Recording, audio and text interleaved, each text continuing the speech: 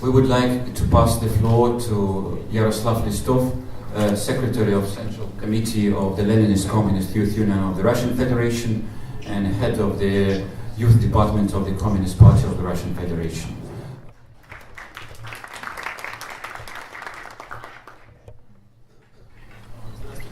Dear comrades, our topic is the struggle against anti-communism and falsification of history. That's why I would like to, in the beginning of my speech, to touch upon exactly these moments. In the circumstances of the world capitalist crisis, the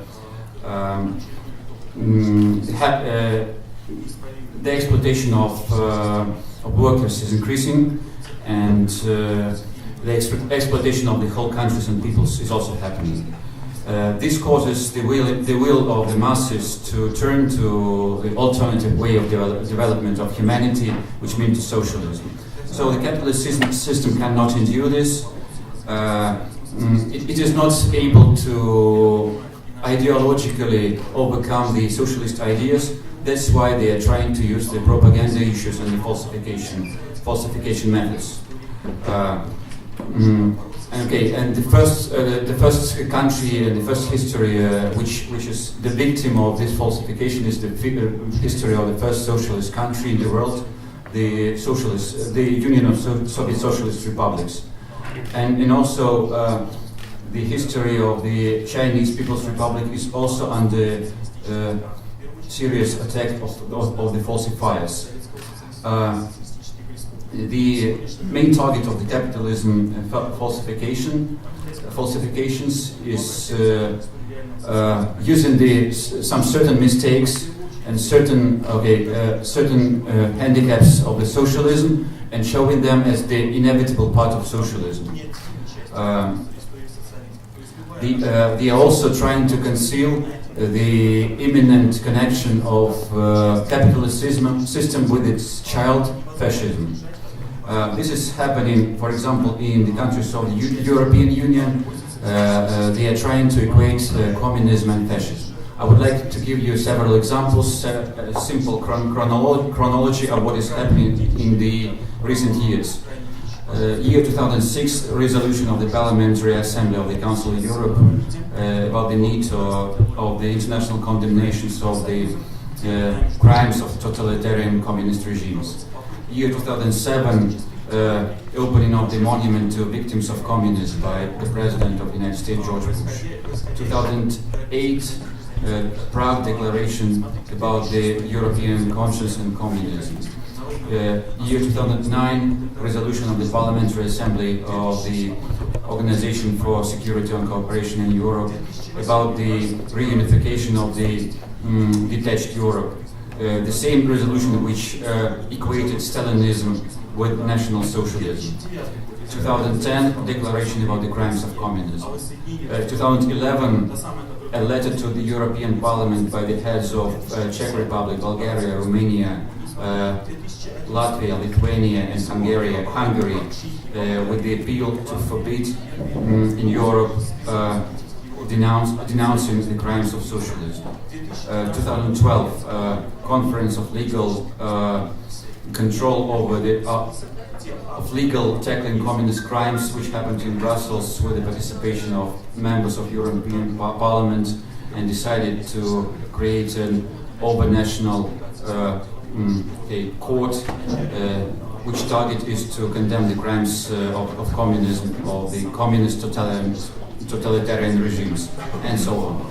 Dear comrades, I would like to not to waste your time, because translation takes too much time, but I would like to concentrate on the four main directions of the anti-communist propaganda, which is currently used by the media and by the imperialist countries. The first direction is the myth about the socialism, saying that the violence is the inevitable part of socialism.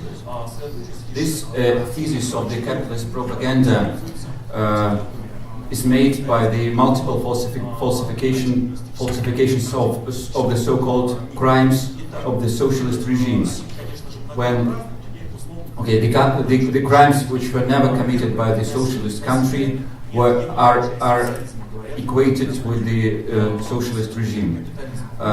In Russia, this is the example of the so-called shooting of the captured Polish officers during the Great Patriotic War in Katyn is widely used.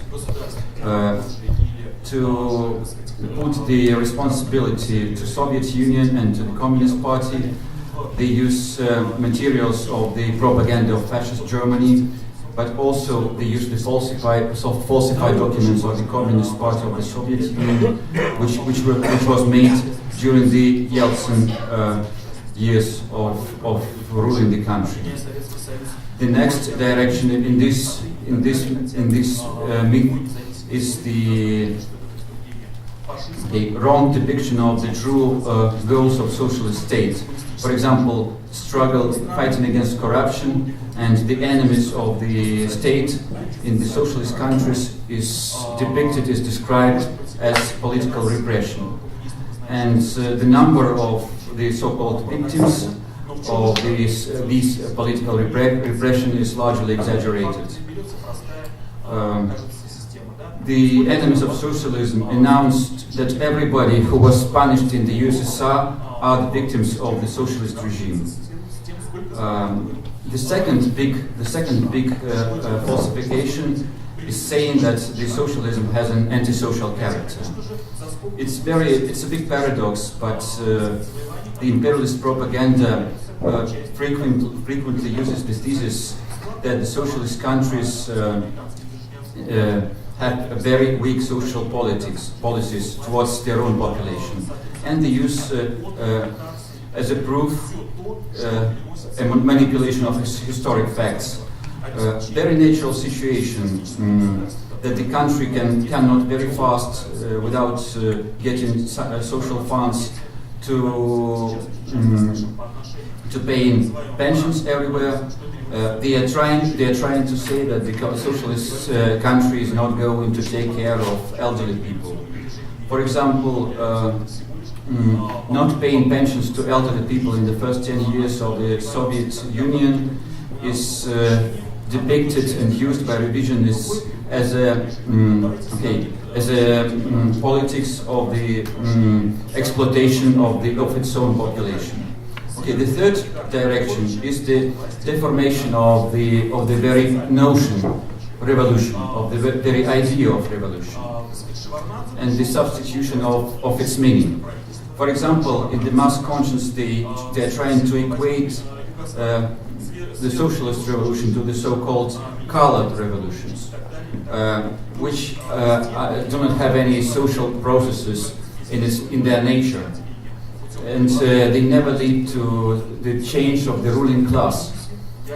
We can give an example of what happened in Ukraine, the so-called revolution of dignity, революция достоинства, революция гидности,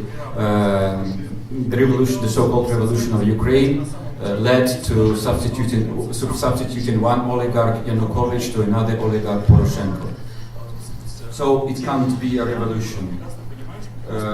So they are trying to say and to convince the working class of the capitalist countries that the revolution can't bring anything positive, and the revolution can't be a real people's revolution.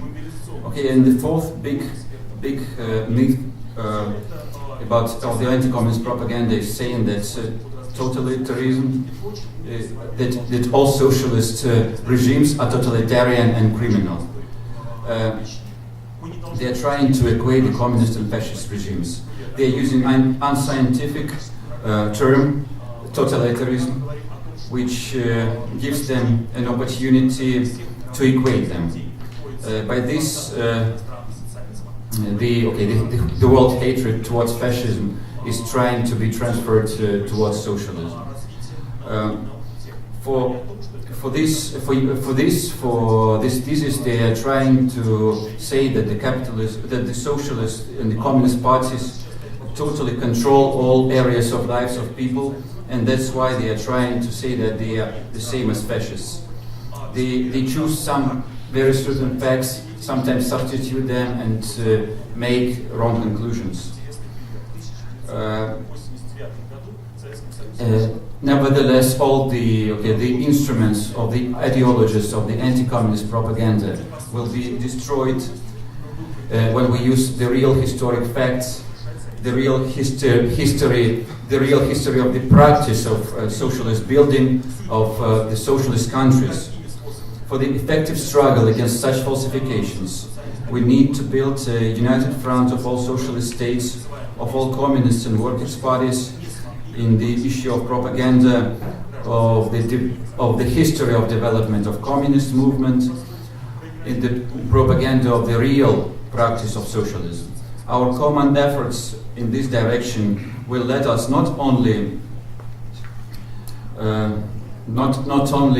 push away this onslaught of capitalism, but also to get into offensive by proving to the masses of the working people the historical dominance of socialism and its imminence, and the socialism is a real and possible alternative to capitalism.